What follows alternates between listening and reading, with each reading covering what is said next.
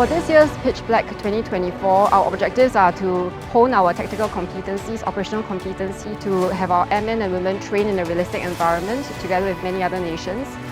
It gives us a unique opportunity to train in this vast airspace. It's more than 10 times the size of the airspace that we have back in Singapore.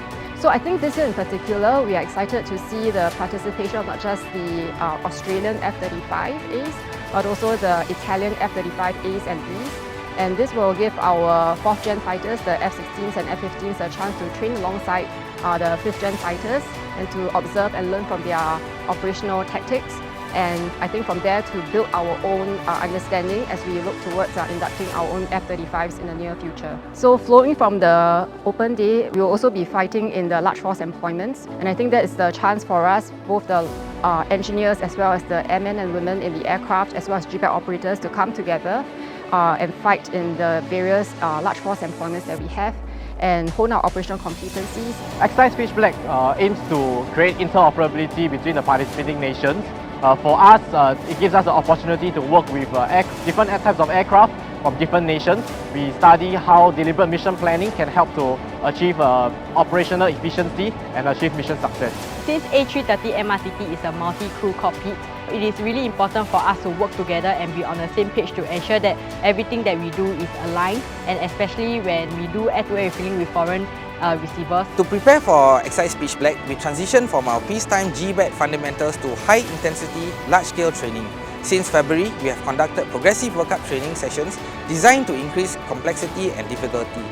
This ensures our team is adept at operating the GBAT systems under challenging and a multinational exercise context. The simulator training and flying training back home in Singapore actually allows us to better hone our skills and to bring those skills into fruition in the large force exercise, both in the day and the night flying as well. Okay, my primary role as an Air Force engineer is maintaining the communication, navigation and electronic warfare system. How I maintain this is by performing scheduled maintenance, inspections and also troubleshooting when the need arises to recover the aircraft on time for the next flight missions. Our primary responsibility is to perform our role as an intelligence functional team lead during the mission planning phase when RSAF is the mission commander. So basically what we'll do is we'll see through the mission planning phase and provide intelligence updates at the mission brief.